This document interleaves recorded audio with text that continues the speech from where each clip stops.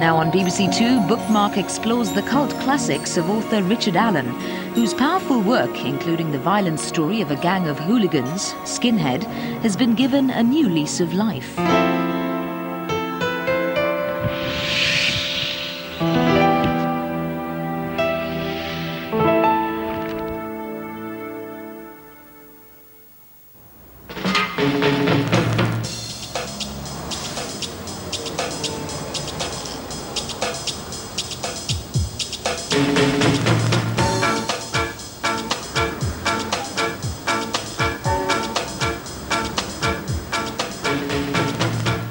Skinheads were Martins, Martins were Skinheads. Dr. Martins went hand in hand with their image. 22 Islet Cherry Reds, a bit of a acquired taste, as I would say. There's not many people can actually wear them because they're shaped for the calf. They don't actually make these anymore, so they're sort of collector's items.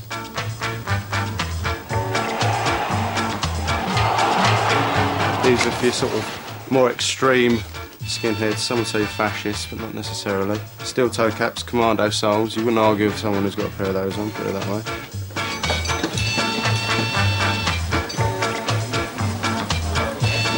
Of course, they've got to be laced up the right way, balled up again, nice shine on them. You've got these cherry red ones, do them in black as well. Usually had a pair of each in their wardrobe.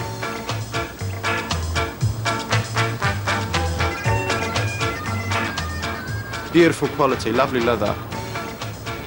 That's the good thing about a skinhead, you'd never see them with dirty shoes.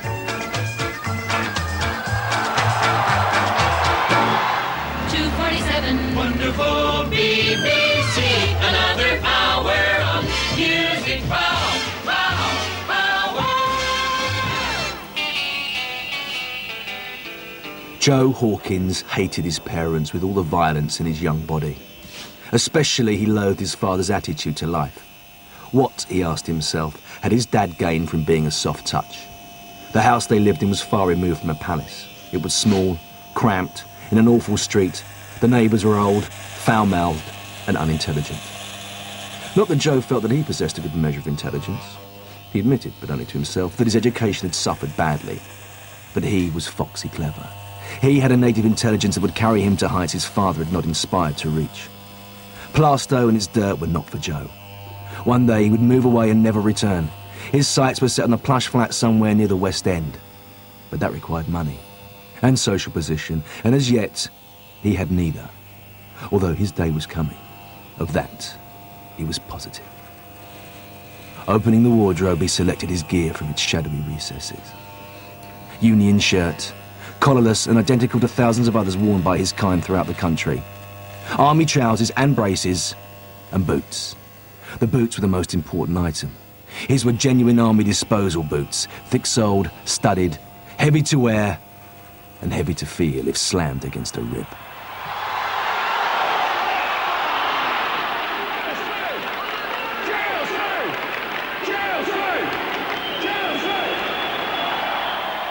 Skinhead by Richard Allen was one of the publishing success stories of 1970. It shifted over 1 million copies and led to a host of sequels by the same author. It also marked the beginning of a pulp fiction boom period for its publisher, New English Library. Few people ever knew or met Richard Allen, who until his death remained an enigmatic and mysterious figure, despite being a cult hero to skinheads all over the world. This is the story of a phenomenon in British youth publishing and the bizarre tale of its most celebrated figure. I'm Bob Tanner, and I was the managing director of New English Library during the 60s and 70s.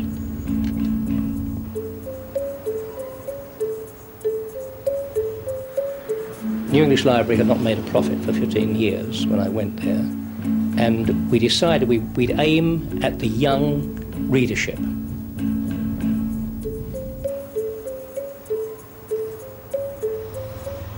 We published big authors such as Harold Robbins, and we were looking to extend the list, so appealing not only to the mass market adult readership, but also to the younger readership.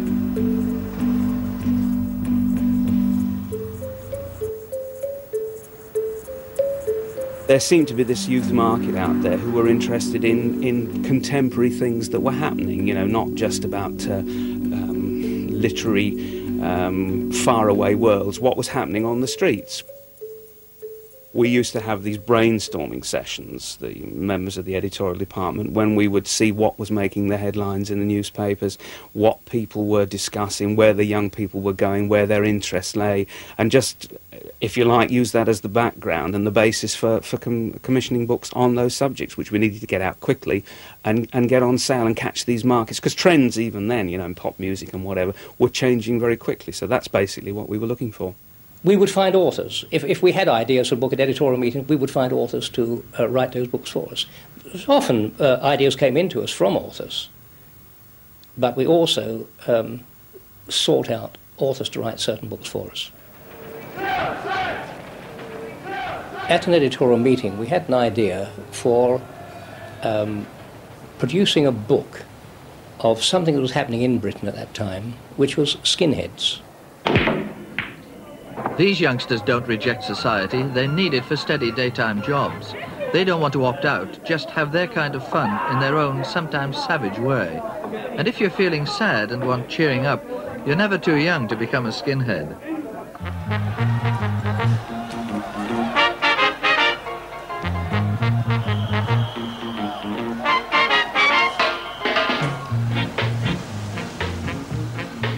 You join a youth cult to belong to something. You know, it doesn't matter whether it's skinhead, mod, goth, whatever, you know, it's to belong to something.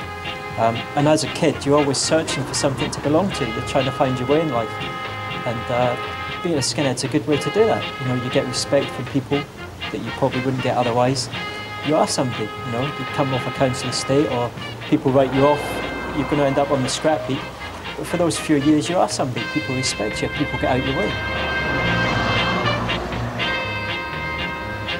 All I remember is early 70s. I suppose I was about 13, 14 years old when we first picked the Richard Allen books up. Programme! Programme! They were the only things like that, apart from being the blight and scrumping in the country, you know, which didn't relate to us in any ways. We didn't go to the West Country scrumping apples. We went to football, we went to Southend on away days on bank holiday. We done these kind of things. That was probably the first book I ever read at school without being bullied into it by a teacher. The Skinhead books, because they were factual. They were about football, violence and the sex. That's what we wanted at 13, 14-year-old. We were right on it. I was like 11 years old and a skinhead, and all of a sudden I sort of see these books in the shop and thought, oh, skinhead, what's all that about? And I thought, yeah, I'll have a read. Bought it, enjoyed it, bought the next one, bought the one after that, and just, that's it basically. I did read other books at the time, just any books on different cults, you know, bikers, Teddy boys, just anything to do with cults, but the Skinhead books was just so true to life. I think they was just like on the street. A bit of it's sort of far-fetched, but not too much. It was as you read the book and you think that could have been me last night, you know. Come out the pub and took a bird behind the flats, and you know they was always doing that, Joe Hawkins, and then come back and had a row, and it was just so true to life, his books. Joe Hawkins was the star of the book. The book was focused on a skinhead whose name was Joe Hawkins, comes from Plaistow. He was a West Ham fan and he was an hooligan. And it's just about his life story. But he wasn't a real character, but at the time I myself wasn't sure. And everyone else I knew, sort of half the people said it was a true person, and the other half wasn't so sure, but no one knew if he ever existed or not. It's a shame he's dead. I'd like to bloody meet him, Richard Allen. I'd love to talk to him. What, just see how he got all his information? Yeah. If he was a skinhead in the time, or... I thought, well, whoever wrote this book must be a skinhead himself, or must be involved in football violence, or he had to be in the know. Because the way he wrote, it was just like real life, like I said, and he must have been a thug himself. or he must have had friends who were thugs, because even if he wasn't, he thought like one in his head, so he was a secret thug. Oh, I think they probably thought he was one of their own, and certainly the early letters that we got that were addressed to him, you know, some of which were almost illegible and others which were quite articulate and well written, were couched in such terms that they clearly thought he was one of them, you know, and they'd found this sort of sudden young cult hero who was writing about themselves and what they understood. You know, the truth, as we now know, was very different indeed. The first job I had in writing was with the old pulp magazines. In that, we had to write at least 6 stories a week to make a decent income. What we'd do was, we'd start off with, say, Chicago on a Monday. Detective, the victim, knifed. On the Tuesday, New York. Again, possibly a detective story. May not be. But this time, the victim was shot. On the Wednesday, switch it to Los Angeles. Bring in a female, poison. By the Thursday, you're probably fed up with making it a thriller type of thing, so you switched it to a Western. And you used the same plot, except that where you had traffic in it, you had horses.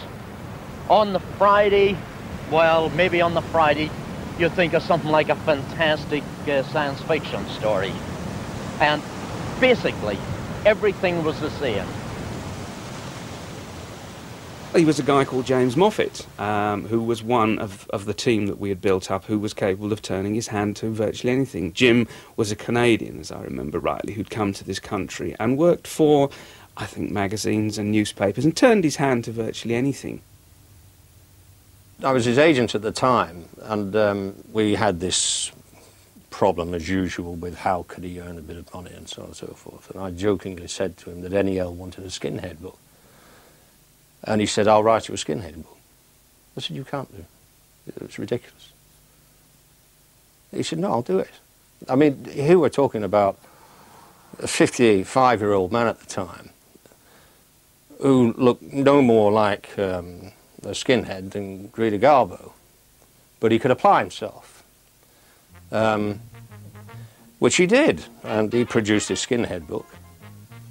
I took it into NEL, and they were, I don't know whether they were delighted or what, it was what they wanted, but they published it.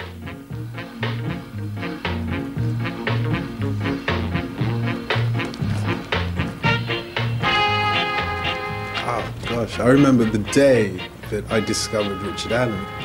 My older brother went to a slightly rougher school than I did, and he came home with this book called Skinhead. I think there was this myth around at the time that, look, this book is kind of banned, you know, you can't get it at W.H. Smith's or anything. So he gave it to me, and it was already a sellotaped copy that he gave to me. It got passed around my school, and by the time it got returned, you know, there was sellotape all over the place. I don't think Richard Allen would have gotten away with coming out today. Not in England anyway. In some parts of Europe where this whole sort of right-wing thing is coming up, perhaps so. But I think you have to put it in context of the times, you know. How did people speak? What was people's... Even as a black person, you know, I knew that people called you, you know, f***ing wogs or whatever they called you. And that was part of, you know, somebody else's problem, if you like. It wasn't really my problem, but that was the language of the streets. There was a lot more... verbal abuse as a foreigner in those days that you got in everyday life from white people, you know, from English white people, than there is today. Today you sort of like would probably turn back and punch somebody in the jaw. In those days it was like part of the backdrop. And in fact, I think, you know, I hate to say this today, but I think in fact, because a lot of the racism was focused against people of Asian origin. As a 12-year-old Afro-Caribbean boy in London, I didn't feel as uncomfortable with it, you know, as sort of unpolitically correct as that sounds today. It was, if it was perhaps, you know, an NF book and straight out against, you know, blacks from Africa, the Caribbean, I'd have probably objected to it a lot more. But I don't think all skinheads were like Joe Hawkins in the book. I think you had to have a bad boy in Richard Allen's story, and there were all these obvious victims to the skinheads, such as, you know, blacks, Asians, women, and so on. And Joe Hawkins encapsulated the ultimate, you know, bad boy hero.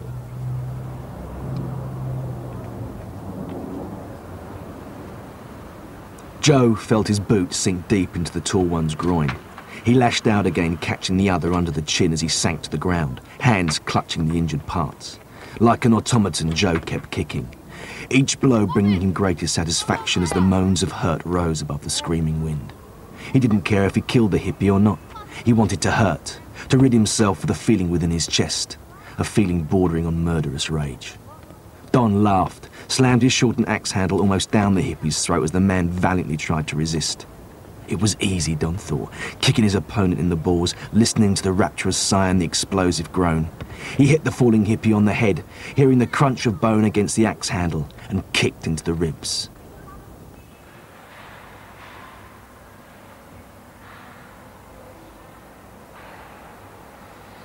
I was teaching in the early 1970s at Dainford School in East London, which was an all-boys school, and had about it, as the whole of Bethnal Green did, this mythology and this atmosphere of mystery and violence and wonder. And in a sense, I was beginning to work with those youth who adopted the skinhead style. My problem was, as a teacher, we had children who were disaffected and alienated, and we had to teach them. And I was a teacher of English, and we had to find ways of talking to them and working through them in literature. I found this book called Skinhead that was being read around the school, around my particular class. There were 2 or 3 copies of it, and they were reading it avidly. This in a class that I was supposed to be doing C.S. Forester's The Gun with, which is a worthy book in its own right, but really and truthfully it was a bit like walking through treacle. Yet here they were with Skinhead, reading it of their own volition, of their own interest. Kids who didn't dress like skinheads, who weren't skinheads, still found it an enormously exciting and interesting book. And I read it. I borrowed a copy, confiscated a copy and read it. I decided that it might be quite useful. In fact, let me be honest, I thought it would be very useful to try and use an extract from Allen's novel in the class.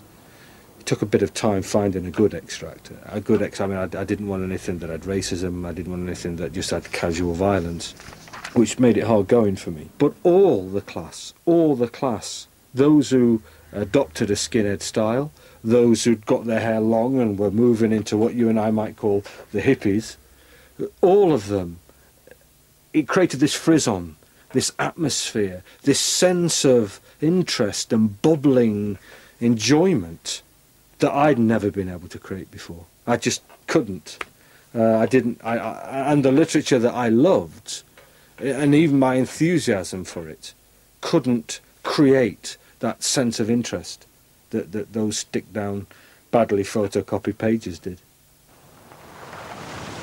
Jim Moffat probably remained blissfully unaware that his books had become an educational tool, as he spent most of his time not in the East End of London, where they were set, but in Sidmouth, where he lived in a seafront cottage far removed from Joe Hawkins' squalor. A voracious writer throughout this period, Moffat veered between skinhead tales, detective and spy novels, and even a regular column for the local paper, the Sidmouth Herald, where he would chat about local issues and events that bothered him. Throughout this time, he lived with his wife, Derry, who saw the popularity of the skinhead novels rise and rise, much to the author's amazement.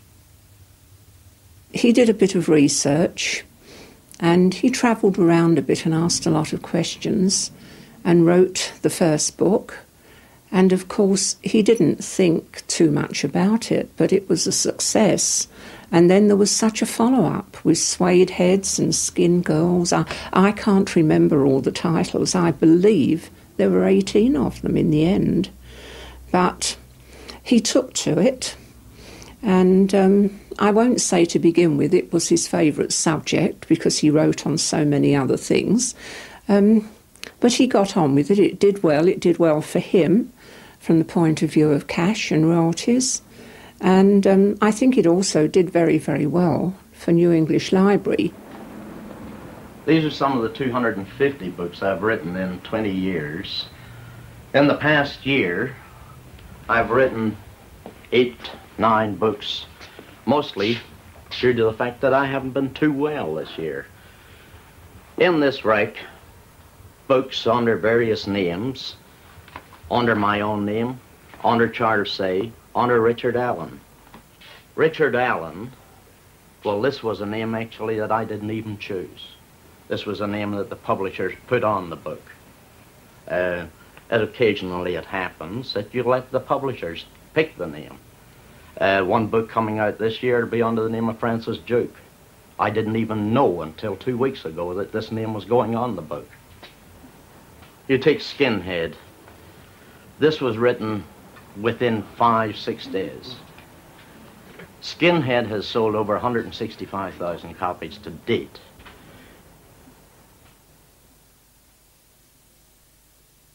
It was phenomenal, really, the way he used to produce books.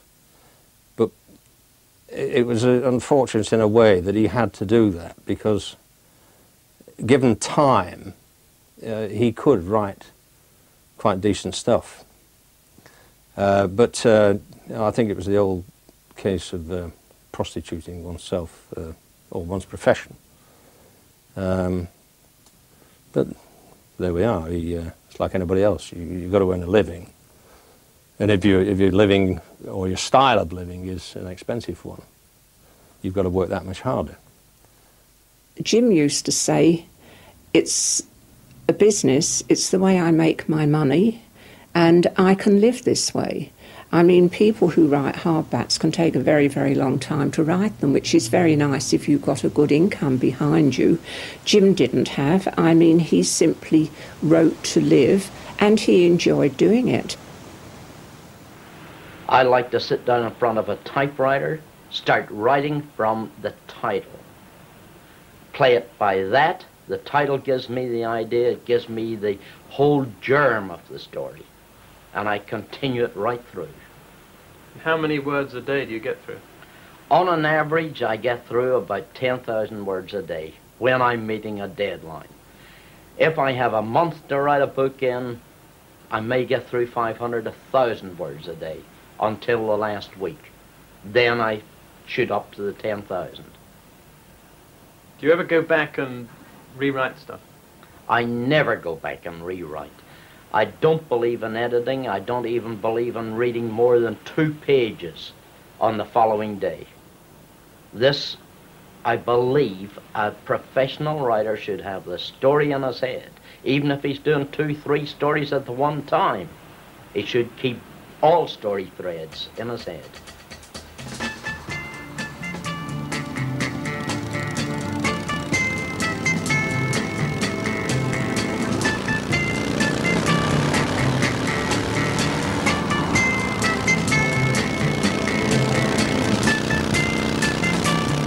Skinheads were in no way the only cult celebrated by New English Library. Novels on everything from groupies to satanic sex were soon raking in the cash, and teenagers all over the country were lapping them up. Hot on the heels of Richard Allen came a whole host of paperbacks about the skinhead arch-rivals, the Hells Angels, and biker books like Peter Cave's bestseller Chopper found their way into the homes of every motorbike enthusiast.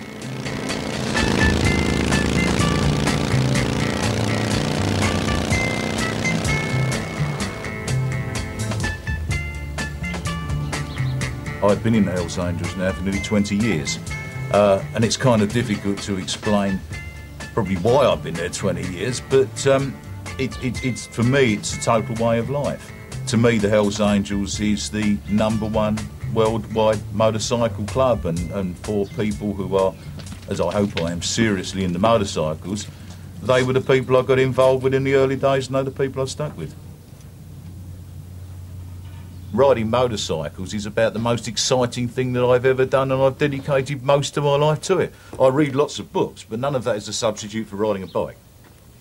I had a bike all the time through the 60s, and it seemed to me that there was absolutely nothing that reflected the concerns of people like me. I mean, working class kid. I was born and brought up in southeast London, and everything on the media was like students, LSE was up in arms, the Vietnam War protests, all very good stuff. But insofar as every day on the street was concerned, there was nothing in any way to do with us. And then these books came out, and okay, I mean, in hindsight, they're extremely far-fetched, but at the time they actually related to the kinds of things we were doing. And I suppose it was very gratifying that someone actually took notice. When you read those books now and take the laughable bits away, the factual elements of it regarding biking and the cultural elements of it are really quite accurate. I imagine that Peter Cave had some kind of intimate knowledge of it. I mean, we thought for a long time that Peter Cave is somebody who we might know and you might meet in a pub and actually goes off and lives somewhere like Hampstead and does this writing on the side and makes a lot of money out of it. And it was a very intriguing thing. I guess you lose the interest after a few years. I mean, I know that there's renewed interest now, but I still don't know who he is.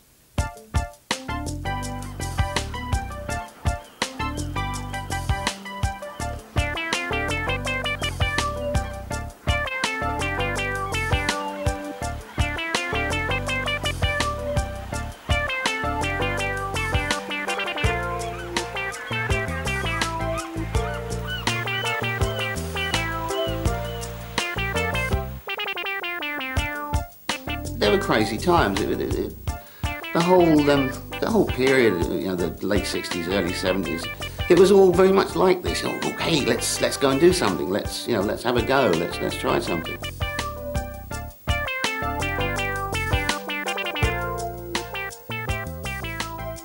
I was at the time editing a series of men's magazines, girly magazines, called Flirt and Skirt, believe it or not. And I happened to be at a party in Notting Hill one night, and literally this woman came up to me and she says, "Oh, you're a writer?" And I said, "Well, yes, I'm a writer. Do you fancy writing a book?" So I said, "Yes, I fancy writing a book." And she said, "Fine, phone me in the morning."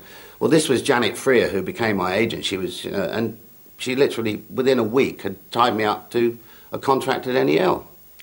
And they said, "Well, we want a Hells Angel book. Do you know anything about the Hells Angels?" I said, "Well, I used to ride a motorbike." "Oh, that's right, fine, we'll bluff it through." And literally, within a couple of weeks, I'd signed a contract to write Chopper, which I did. I didn't actually know how successful it was, probably for about 4 or 5 months after, and then suddenly, I got letters saying we're going to reprint. And then it was reprinted again, and then suddenly NEL are on to me saying, "We've got to have a follow-up, we've got to have another one." And yeah, at which point I learned that, in fact, it went on to 7 reprints, and was sold all over the world. It went into various translators, Sweden, Denmark, Italy. It went to all sorts of odd places. I think it even went to South Africa, of all places. And then suddenly, then I knew that the Hells Angel books and the Skinhead books were just selling like hotcakes, and everybody, not necessarily bikers, everybody seemed to have a copy of Chopper. It was really odd. Action was where Chopper Harris belonged. Like a moth to a naked electric light bulb or a junkie to his nearest fix, a Hells Angel always gravitated towards the nearest possible fight or the quickest possible sex, or to somewhere an angel could do something to prove himself one better than an ordinary pig citizen. Chopper throttled back, causing the engine to belch out a loud backfire from the supercharged carburettor. He pulled into the curb, jammed the heavy bike against the pavement and dismounted to make the necessary preparations for whatever the night held in store. I got hate mail. I got a death threat from Pentonville Prison. And I had this character called Big Bad Ben, who literally took to phoning me up about sort of 3 o'clock in the morning and sort of saying, "We're coming to get you. You've been taking the Hells Angels' name in vain, mate, and we're going to nail you to a tree." And at that point I went ex-directory because I was starting to get a bit worried this. And yeah, it stopped after that, but I think they did have a point. I mean, they were trying to take themselves seriously as a subculture, and here was, overtly exploitative book, fictionalising their lives when they were taking themselves seriously. Certainly was opportunist publishing. One wouldn't deny that for a moment. But we were looking for markets that existed, and these books were reflecting what was happening on the streets. I mean, I've drawn comparisons in the past, which I hope people won't feel are pretentious. But Dickens, for instance, wrote his works, which reflected what was going on in an area of society as serial stories. Never let's lose track of that. Harold Robbins, who we also published at New English Library extremely successfully, wrote about a different strata of society, in other words, the film business and so on in the States. The Skinhead books, the motorcycle books, and so on, were also reflecting an area of society that was happening in England. They were unpretentious, they didn't set out to be literary, but they did represent what was happening, and the people in them were believable. And I think that's why they were so successful. They had no pretensions, they were good stories about people that everybody recognised, and certainly the younger generation bought them by the bucket load. Among the avid buyers of NEL's output in the 70s was trash movie enthusiast Nigel Wingrove, now responsible for the revival of interest in Peter Cave and some of the period's other writers. When I started Redemption, which is my film distribution company, where we're distributing, if you like, 70s sex and horror films, when I was home a couple of years ago, I sort of dug these out, and I sort of have fond memories of them and brought them back up to London. So I like the covers, I just like the feel of them, and I was looking at them and I decided I'd love to republish some of these, particularly the Hell's Angel ones and some of the horror ones, because I read those particular titles when I was at school.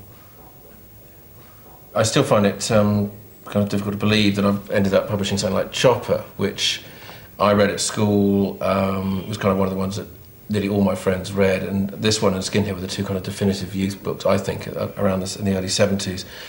And I sort of went through them, and this is one of the ones I wanted to pick up, and I couldn't believe it when we actually got the rights to it, and have now republished it. Oh, Paul. Yeah, this is the youth sort of target that I'm trying to attract to read these books. I'm much more used to seeing things visual now, so although you can't create a visual book, I mean, unless you make a film, but I can go at least some of the way towards that by creating stills that hopefully will attract people to it, and then lead them in to read the book to see what it's about. And obviously I can glamorise the stills to an extent, but I do try to keep them close to scenes in the book. I don't fabricate scenes. I mean, they are related to scenes in the book.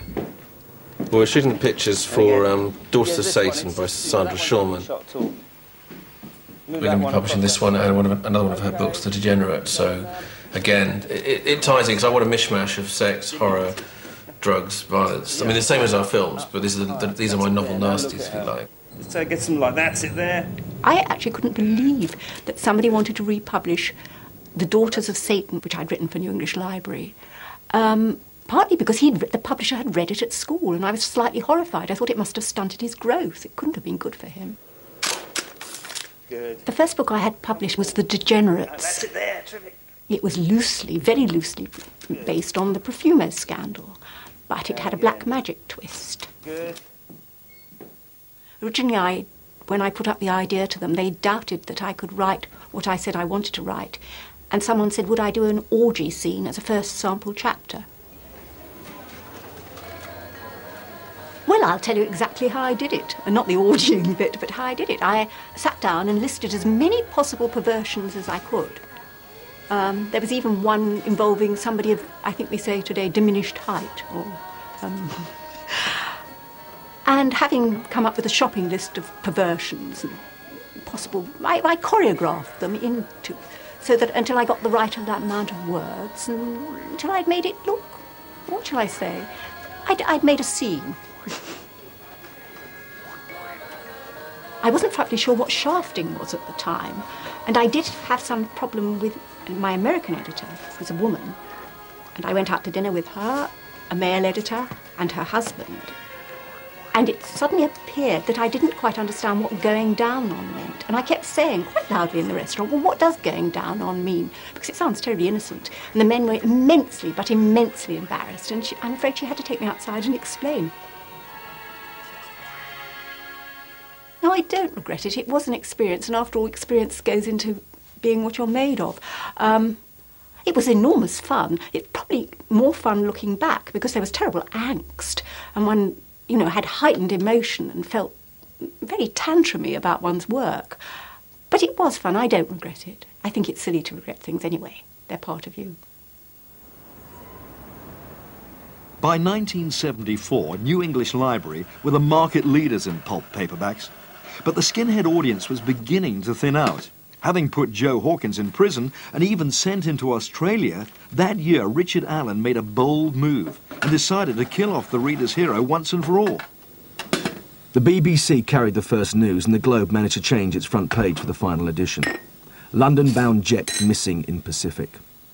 Fears mounted today for the safety of passengers aboard an Australian London jet, missing after an emergency call over Indonesia. Rescue helicopters are said to be searching a wide area, mostly tropical jungle, without much hope of finding survivors.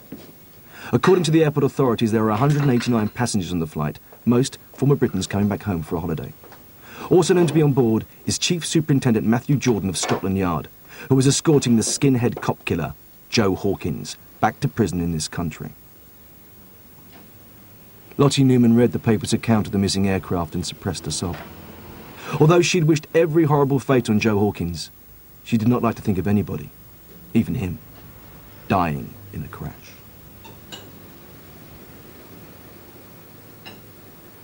Things changed midway through the 70s, probably towards the end of the 70s. There was a change. There was a new generation. Every 10 years there's a new generation. There's a new generation coming along. And Jim had run out of the ideas for skinheads. I think Jim had run out of ideas for skinheads. And I don't think we could find more material for him to work on. But Jim had earned quite a bit of money, and it would be wrong to say he got lazy, but I think he became less inclined for a while to write anymore. He just disappeared from the scene for a while. It was rather sad, really, because I think we always paid up front to these authors. We gave them advance to go out and write the book. And Jim was paid up front for certain books, and he just didn't return. So we rather lost contact with Jim for a while. But he was drinking away his earnings. I think that's what happened. I think that his money that he'd earned, he went on alcohol. I'd contracted a book for him, but because of a domestic situation or a money situation, he disappeared and I couldn't find him. Weeks went by and then he suddenly turned up out of the blue.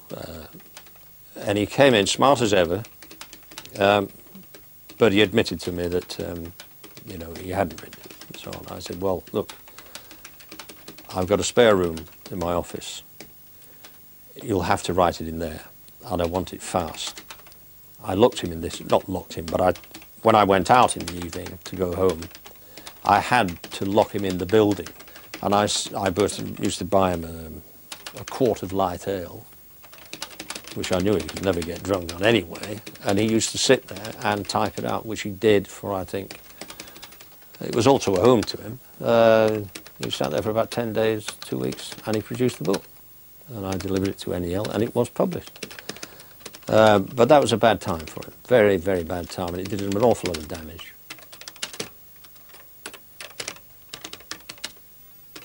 When he left writing for New English Library, he didn't write as much because there wasn't the call for it, and he had to battle around to find markets. They got a different editor in who I think, from what I gather, wanted to change New English Library image, and so therefore he was not encouraging to Jim as far as work was concerned, and Jim started to look elsewhere. The days of the Skinhead novel were over. Richard Allen made a move into the teeny bop market with glam and tried to keep up with punk rock, but wrote little else after. The books went quickly out of print, just as a whole Skinhead revival began, with two-tone and bands like Madness and the Specials.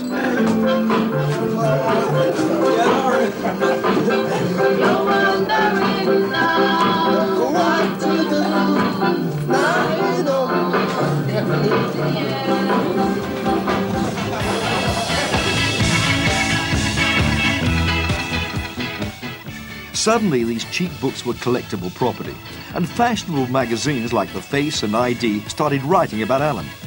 James Moffat's writing days had all but ended. Yet he had now become a huge pop culture hero.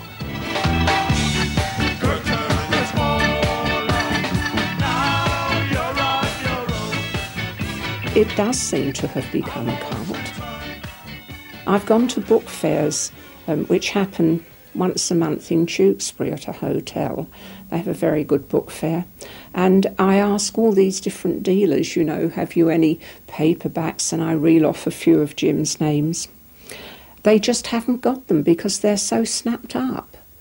And when I went into a bookshop in Cheltenham last year and asked if there were any Richard Allen books or any books at all, James Moffat, etc., the woman said there isn't a thing in the shop. She did tell me that a man had come into the shop some months earlier and that he had spent practically a day in her shop, which has thousands of books in it, going all through them, and he was obviously looking for anything at all that had been written by Jim. I don't know who that person was. I have an idea, but I'm not sure.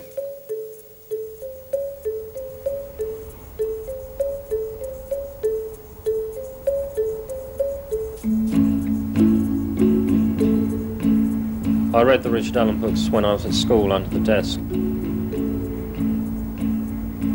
As I got a bit older, I started reading, you know, Alan Rope-Grier and William Burroughs and who knows what else and all sorts of other things. So I've been reading much more experimental fiction for a long time, and then I was just on holiday in Devon in 1984 and I needed something to read, and there was just a small town with a charity shop, no second-hand bookshop, no new bookshop. So I went in the charity shop, and there on the spinning round rack of cheapo books was a 10p copy of Boot Boy. So I looked at it, thought, I remember reading that, I'll get this. And at that time it was easy to find them second-hand. You just find them for 10p, no one was really interested. And the stuff that I couldn't find, I was going in the British Library to read. I'd actually go in there and read 6 in a day, so I'd sit at the desk and read my 6 New English Library books. What you'd find was there'd be a lot of repetition between the books. I mean, sentences and paragraphs would be reused. I mean, not just Richard Allen and the Peter Cave, the same thing. I really liked the effect this had, so I started reading them as works of experimental fiction rather than as pulp. I decided I wanted to, you know, write experimental fiction in this style.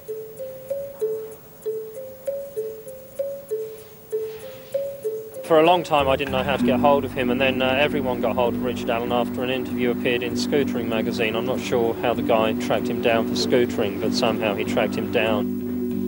The first letter back was saying, if your next letter is to my satisfaction, then I'll give you my home address and you can write to me with ease. And I think I said in the first letter I sent him that, you know, I'd read his books when I was a kid and I still really liked them, and I probably mentioned that I had a book or two published. So he was very keen for me to find him a publishing deal. He wanted the Skinhead books republished as omnibuses.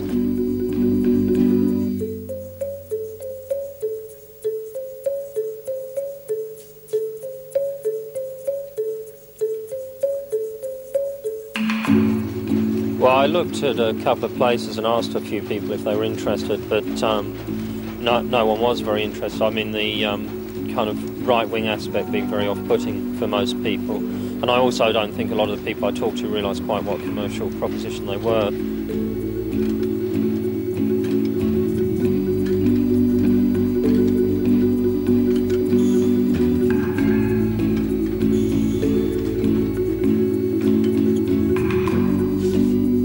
When George Marshall came along, Jim was very, very happy with that. You know, he was pleased. I don't think he got much money up front, but he was just very happy to be republished.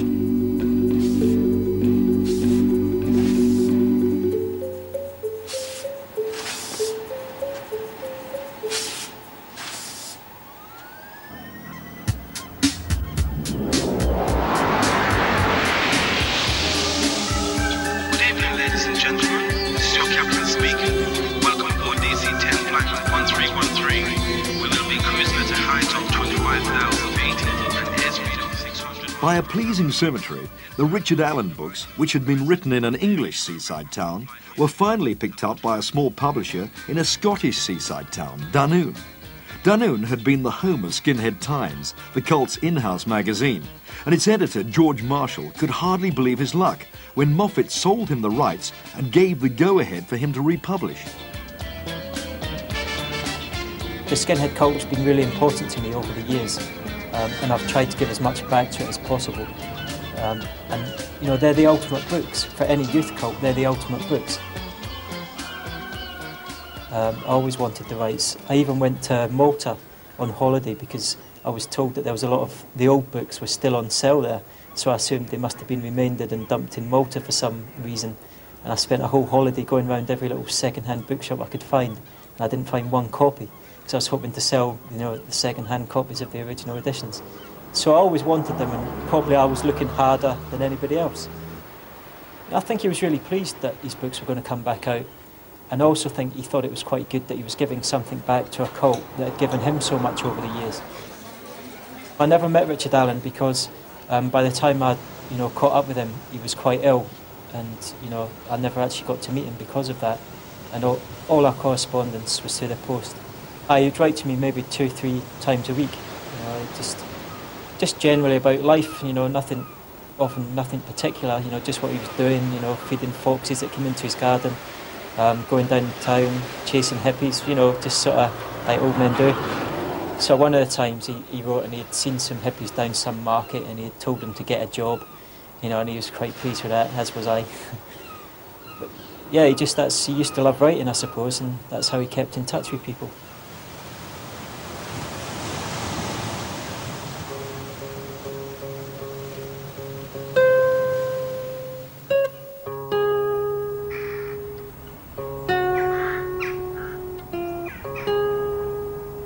He died, as you probably know, with cancer. And he had been, in his younger years, a very attractive looking man with the bluest eyes I've ever seen. Very, very blue eyes, because of course he came from Irish stock. And I think they're noted, some of them, for their good looks and their very blue eyes. But he became very, very weak. He lost a lot of weight. He loved to smoke, and there was no way he was going to give up his cigarettes, and there was no way he wanted chemotherapy or to have anything done to his body. He said he would go out his way. And for the last couple of years of his life, he was a very ill man, and he did actually drop down to about 6 stone, I think, from 14 stone. He was cremated, and I wanted to have the ashes. I kept the ashes, his last packet of cigarettes, partly smoked, the little ashtray, which was his favourite one, just a few of his favourite things, and I have them in the house here with me. I still do find it very emotional, very distressing, because we had a lot in common, and I still do miss him very, very much. But it does give me a sense of comfort to feel that his ashes are here in the house with me, and they always will be, wherever I live, wherever I go, until I, too, am ashes. When I read all the Skinhead books and the Skinhead and all that, I thought, you know, I'll keep them forever, because it was my era, you know. It was all about me and my mates. No, I wouldn't sell them now. I was told they were £30 each now, but I still wouldn't sell them because it's, you know, they're sort of my sentimental value now. No, if you said I'll give you 30 quid for them each, I mean, I've got about 14 of them, I wouldn't. I'll keep them. It's good.